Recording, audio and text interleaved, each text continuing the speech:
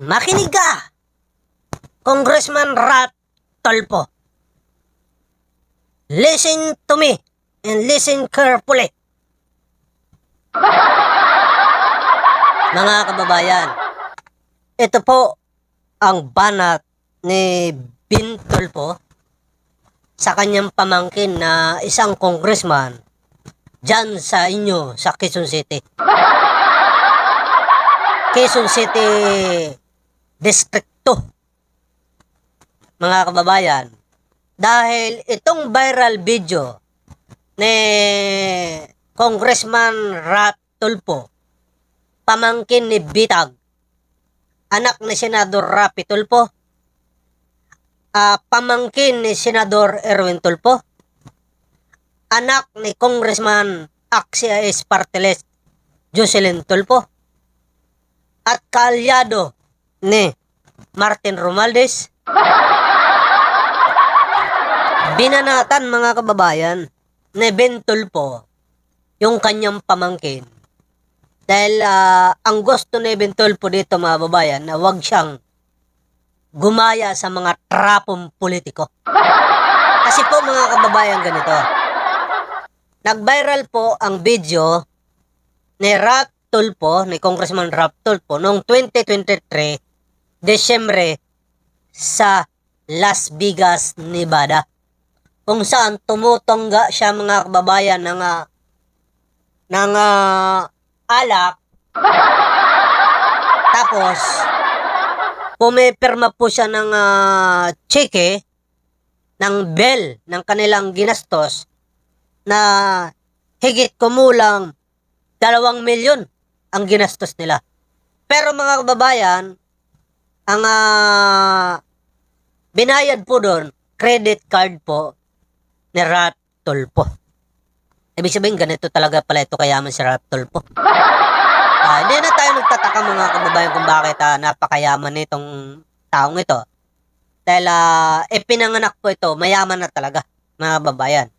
Dahil sa kanilang magulang na si Rapi Tulfo. Diba? Alright? Hindi na tayo nagtataka dyan. Kasi sa YouTube pa nga lang, sa YouTube pa lang, hindi pa senador si Rapi Tulfo, ay kumikita na po siya ng 50 million isang araw sa kanyang YouTube pa lang yan, mga kababayan. Kaya hindi na po ako nagtataka kung bakit napakayaman ng batang ito. Kaya lang, ang problema dito, mga kababayan, isa itong opisyal. Ipagpalagay na natin sarili mong pera yan, Congressman Rat Tulfo. Hindi mo pa rin pwede, kung gagawa kayo ng mga pagsasaya-saya, sana, isekreto nyo lang. Wag na sana ibidyohan pa. Kasi po, ang daming mahihirap eh. Ang daming naghihirap. Ang daming binabaha. Tapos, kayo makikita, anong isipin ng tao? Mga kurap kayo. Diba?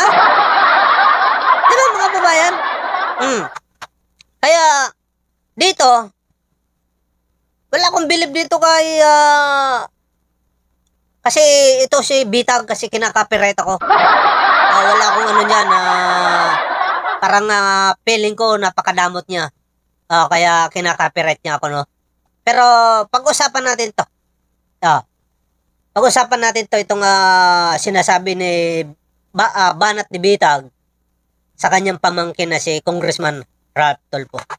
You don't have to show them that you're godly. Ben Tulfo Unfiltered. Wala po akong isasalba kahit sino. Nasabi ko na po to, no? Nasabi ko na po to. Inuulit ko, hindi po ako naglilinis-linisan dito, nagkakasala rin naman ako. Tumingin po kayo sa screen. Path to destruction refers to a course of action or behavior that leads to severe harm, ruin, or negative consequences. Nakadalawa na itong pamangking ko na to. Masakit mong po sa akin, pero sasabihin ko, alam mo, pag ikaw ay isang public official, di ka ligtas sa mga mapanuring mata Correct. ng publiko. Correct. dahil ikay naninilbihan sa bayan. Congressman ka man, or senador ka man, or mayor ka, basta't politiko ka, hinalal ka, nilagay ka dyan sa posisyon mo sa pamamagitan ng eleksyon, or inappoint ka, magsisilbi ka sa taong bayan. Tama. Masakit man po sa aking gagawin to, at alam ko naman, nagagalit na sa akin ng ibang mga kaanak ko na kaapelyido ko. Tama lang. Nagagalit sila. Bakit sila nagagalit? Para sa akin na ang mali ay mali. Diba? Punahin ang mali kahit na kamag-anak mo pa. Patunay yan na hindi kayo konsentidor. Ganun lang. Para sa akin din, okay yan, napagsabihan itong si Congressman Rap Tulfo na maghina-hinay naman. Alam natin na mayaman ang mga tulpo. Diba? Kasi sa tagal pa naman nila sa public service. Siyempre, laki-laki na ng mga kinikita niyan.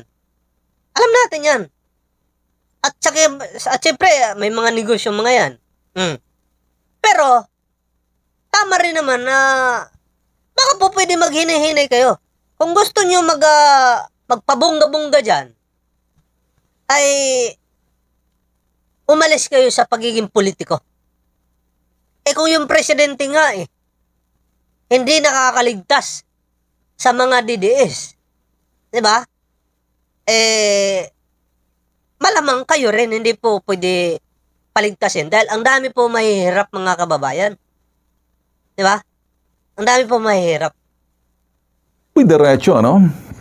Di ko po estilo magsermon. Estilo ko punahin ang mali at itama ang mali. Lalo na kapag ikay pamilya ko, kadugo ko. Itong pamangking ko na to, pinupuna kita. I am rebuking you publicly. It's not to shame you, but out of love. Out of love. Ginagawa ko po to to save the other members of the family who carries the same last name as you do, but they carry it with integrity, honor, and respect. Dinadala po nila ang kanilang pangalan. Iisa lang pong apelyido namin. Sa unang henerasyon, yung aking ama, ang yumaong si Colonel Ramon Tulfo, kung saan tumatak po sa aking isipan yung mga tinuturo niya po na ako'y high school pa lang. Idol ko po yung aking ama. Kaya kung nakikinig man sa akin yung mga ibang mga kaapelyido ko sa first generation, yung mga second generation, makinig kayo. Hindi ligtas kahit mga anak ko. Knock on wood, huwag lang sana sa mga anak ko kasi hahambalusin ko sa harap. The moment of truth, and he makes it. Wag daw sa mga anak niya. Kasi hambalusin daw niya mga kababayan. Kaya sinasabi niya dito na sa totoo lang po, tama lang naman na punahin natin ang mali. Mali is mali talaga, mga kababayan. Hindi po pwede na ang mali ay gawin natin tama. Kasi po, ano na lang mangyayari sa bansa natin. Pwede tayong mag-apply na. Knock on wood, huwag lang sana sa mga anak ko kasi hahambalusin ko sa harap, sa publiko. Itaga nyo sa bato. Tulad ng pagturo sa amin ng aming ama, yumaong ama. Dala-dala ko po yung mga tinuturo niya sa amin. Hindi ko maintindihan kung bakit nagkakaganito sa unang henerasyon, the first generation ng mga Tulfo.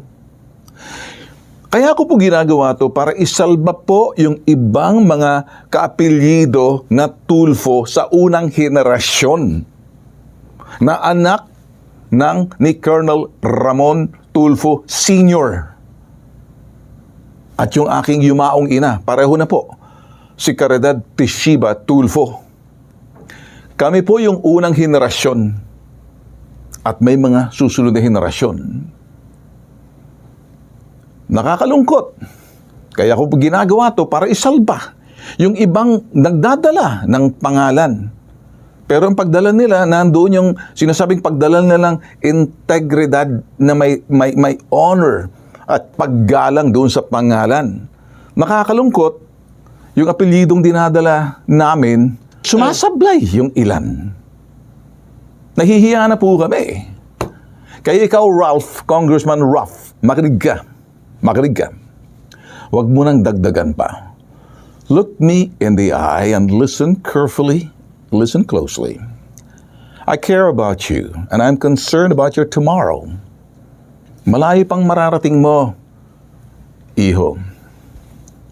Lahat tayo nagkakamali, nagkakasala, pero binibigyan tayo ng pagkakataon magbago because we are entitled, for a chance.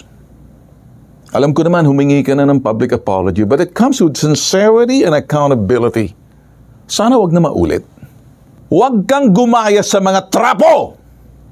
Sumunod ka sa prinsipyo at paninindigan at sa tamang landas ng uncle mo, si Bitag. Ito po ang aking mga sinasabi, hindi po siguro patas, hindi po siguro maganda para doon sa mga wala namang kinalaman pero nadadamay.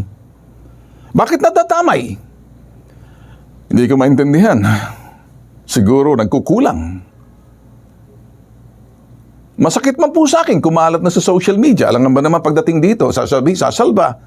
Masakit man po sa akin. Dudugo ang puso ko rito. Pero tingnan nyo to.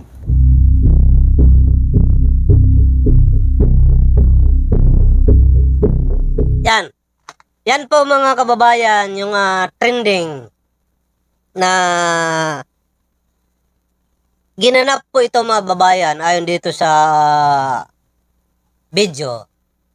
At pag-amin ni Ralph Tulfo, ginanap po ito noong 2023, Desyembre 2023 mga kababayan, sa Nevada. Kung saan po sila ay nag-iinuman na magkakaibigan at mukhang lasing na yata ito si Ralph Tulfo mga kababayan. Kaya itinungga po niya, hindi na gumamit ng baso, tumungga na po mga kababayan ng alak. At mukhang hindi niya alam na binibidyoan na siya habang pumiperma kasi nga lasing na. Pumiperma po ng higit 2 milyon piso ang kanilang ginastos dyan sa party nila, bonggang party sa Nevada. Apo, dahil dyan mga babayan, nag-trending po ito at ngayon po ito inilabas kahit na 2023 pa ito nangyari. Bakit? Kasi nga, dahil dito sa flood control issue na mga congressman. Yan po yan mga babayan. At ang paliwanag dyan ni Ralph Tulfo mga babayan ay narito. Pakinggan natin. Ang pag-install ng isang estante na Ito yung paliwanag ni Ralph Tulfo mga babayan. Inamin ni Quezon City 2nd District Representative Ralph Tulfo na siya nasa viral video sa isang bar sa Las Vegas, Nevada sa Amerika. Sa video na unang inilabas ng Bojack TV, makikita si Tulfo na umiinom. May kuha rin na pumipirma siya ng bill sa bar na umabot sa $42,000 o mahigit 2 milyong piso. Paliwanag ng kongresistang anak ni Senador Raffy Tulfo, kuha ang video noong Pasko ng 2023. May natanggap daw na balita ang kanyang mga kaibigan, kaya sila nagdiwang noon. Bagamat credit card niya ang ginamit, hati-hati raw silang magkakaibigan sa gastos. Personal na lakad daw yon at walang ginastos na pera ng taong bayan. At humingi na rin po ito ng tawad ito si Ralph Tulfo sa taubayan. At tiniyak po niya na ang ginagastos po niya ay hindi po pera ng taong bayan, kundi sarili po nilang pera yon. Alright? Yan po ang kanyang paliwanag dito. Okay. Alam niyo po, Congressman Ralph Tulfo, walang masama mag-happy-happy dahil alam naman ng tao na isinilang ka sa mundong ito ay anak ka na ng mayaman dahil sa mga magulang mo. Diba? Dahil sa pagsisikap ng mga magulang mo. Kasi dati kitang-kita naman natin kung paano naghirap itong si Raffy Tulfo, di ba? Umpisa pa lang mga kunikwento niya na sa kanyang programa kung nagpalipat-lipat sila ng lugar para lang makapaghanap buhay, makapagtrabaho, di ba? hanggang sa isinilang nga mga kababayan nito si Ralph Tulfo, ay mayroon na silang kakayahan sa buhay. Ang sa atin lang po, walang masama dyan, pero wag naman sana ninyo bibidyohan pa. Wag nyo nang ipagyayabang pa. Di ba? Wag nyo nang pati pagpirma sa bill ay bibidyohan pa. Di ba? Sana, sekreto nyo na lang. Dahil sa totoo lang, habang kayo po ay politiko, hindi po talaga maiiwasan na punahin kayo. Diba? Hindi talaga maiiwasan na punahin kayo. Kasi po, politiko kayo eh. Lalong-lalo na dikit kayo ngayon kay Romualdez. Talagang ang babanat po sa inyo, mga DDS. Mga DDS talaga. Pagpepistahan po talaga kayo niyan. Yeah? Sana, dahil humingi naman ito ng tawad si Ralph Tulfo, inamin ang kanyang pagkakamali, sana hindi na po ito maulit. Diba? Pangalawa na ito eh. Nung sa EDSA, diba? Alam nyo naman na bawal, pero dumaan pa rin kayo sa EDSA bus. Ngayon, ito na naman. Anong susunod? Corruption. Baka yan ang ibabato sa inyo na corruption. Ha? Sana po mag-ingat po kayo. Dahil hindi po kayo ligtas sa taong bayan. Higit lalo sa mga DDS. Alright? Ay mga kababayan, salamat po sa inyong pag-suporta palagi. Sa mga hindi pa po nakakapag-subscribe sa ating channel, please subscribe and click notification bell para palagi kayong updated sa ating mga video at live. Alright, salamat po sa inyong lahat. Please like and share ng ating video. Thank you so much.